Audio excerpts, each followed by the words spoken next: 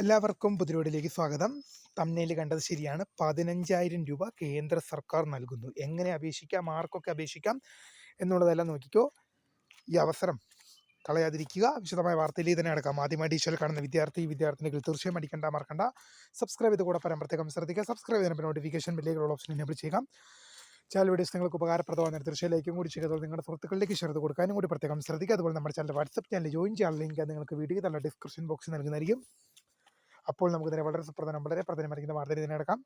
കേന്ദ്ര സർക്കാർ നിങ്ങൾക്ക് 15,000 രൂപ നൽകുന്നു. ഈ 15,000 രൂപ എന്ന് പറയുന്നത് ഒരു തവണയല്ല, 2 തവണയാണ്. 2 തവണ വരെ 15,000 രൂപ. അപ്പം ഉദാഹരണം പറയുകയാണെങ്കിൽ 6 മാസത്തേക്ക് 15,000 രൂപ വരെ ലഭിക്കാൻ സാധ്യതയുണ്ട്. അടുത്ത 6 മാസത്തേക്ക് 15,000 രൂപ വരെ ലഭിക്കാൻ സാധ്യതയുണ്ട്. അങ്ങനെ ഒരു വർഷം കൊണ്ട് 30,000 രൂപ വരെ യോഗമുള്ളവർക്ക് 30,000 രൂപ വരെ ലഭിക്കാൻ ഭാഗ്യമുള്ളൊരു സ്കീമാണിത്. എന്താണ് ഈ സ്കീം എന്നതിൻ്റെ ഡീറ്റെയിൽഡ് കാര്യങ്ങളിലേക്ക് നമുക്ക് പോവാം. ഈ സ്കീം കൊണ്ടുവന്നിരിക്കുന്നത് നമ്മുടെ മോദി സർക്കാരാണ്. പ്രധാനമന്ത്രി ശ്രീ നരേന്ദ്രമോദിയാണ് ഈ പദ്ധതി ഇൻട്രൊഡ്യൂസ് ചെയ്തിരിക്കുന്നത്. പ്രധാനമന്ത്രി വികസിത് ഭാരത് റോസ്ഗാർ യോജന. ചിലപ്പോൾ നിങ്ങൾ കേട്ടിട്ടുണ്ടാകും, ചിലപ്പോൾ ആദ്യമായിട്ടായിരിക്കും കേൾക്കുന്നത്.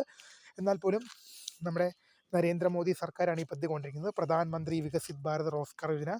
എങ്ങനെയാണ് അപേക്ഷിക്കാൻ നോക്കാം. നിങ്ങൾ ഡയറക്റ്റ് ഗൂഗിളിൽ പോയിട്ട് പ്രധാനമന്ത്രി വികസിത് ഭാരത് റോസ്ഗാർ യോജന എന്ന് പറഞ്ഞു കഴിഞ്ഞാൽ നിങ്ങൾക്ക് അതിൻ്റെ വെബ്സൈറ്റ് ഓപ്പൺ ആയി വരും. ആ ഫസ്റ്റ് വരുന്ന ലിങ്കിൽ ക്ലിക്ക് ചെയ്തുകൊണ്ട് നിങ്ങൾ അതിൻ്റെ വെബ്സൈറ്റിലേക്ക് പോകാം. അവിടെ പോയി നിങ്ങൾ ലോഗിൻ എന്ന ഭാഗത്ത് അക്കൗണ്ട് ക്രിയേറ്റ് ചെയ്തിട്ട് നിങ്ങൾക്ക് ഇതിനെ അപേക്ഷിക്കാൻ സാധിക്കും. ഇതിനെ അപേക്ഷിക്കാൻ 4 മാനദണ്ഡങ്ങൾ മാത്രമാണ് കേന്ദ്ര സർക്കാർ മുന്നോട്ട് വെക്കുന്നത്. കേന്ദ്ര സർക്കാർ 4 മാനദണ്ഡങ്ങളാണ് മുന്നോട്ട് വെക്കുന്നത്. ഒന്ന്, ഓഗസ്റ്റ് മാസം 1, 2025 ശേഷം ജോലിയിൽ പ്രവേശിച്ചവരായിരിക്കണം. ഓഗസ്റ്റ് മാസം 1, 2025 ശേഷം ജോലിയിൽ പ്രവേശിച്ചവരായിരിക്കണം. ജോലി ചെയ്യുന്നവർക്കാണ് ഈ സ്കോളർഷിപ്പ് ലഭിക്കുന്നത്. ഓഗസ്റ്റ് മാസം 1, 2025 ശേഷം ജോലിയിൽ പ്രവേശിച്ചവരായിരിക്കണം എന്നാണ് ആദ്യത്തെ മാനദണ്ഡം. രണ്ടാമത്തെ മാനദണ്ഡമായി പറഞ്ഞത് 6 മാസമെങ്കിലും ജോലി ചെയ്തവരായിരിക്കണം.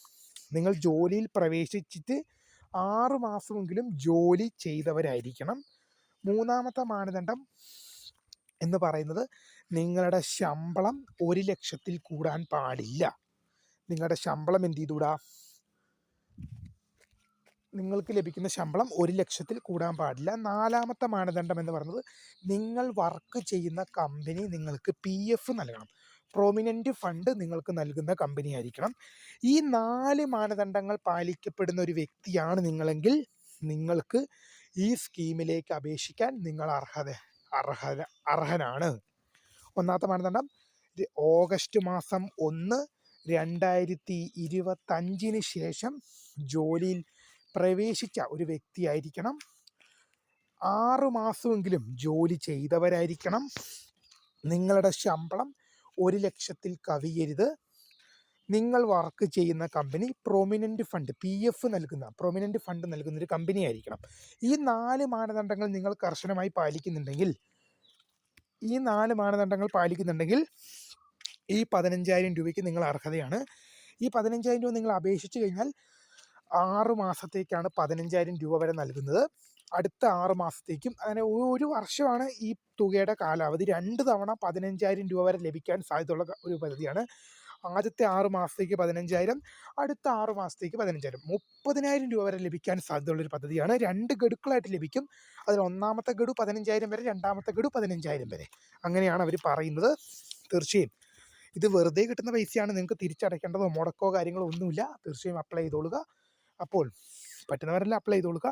കാണുന്നവർ കൂടുതൽ പേരിലേക്ക് ഷെയർ ചെയ്ത് കൊടുക്കുക. അപ്പോൾ കാണുന്നവരെല്ലാം കൂടുതൽ പേരിലേക്ക് എത്തുന്നതിനെ ഷെയർ ചെയ്ത് കൊടുക്കുക. അപ്പോൾ പുതിയ കാണുന്ന മിസ്കർ the phone describe thanks for watching. By.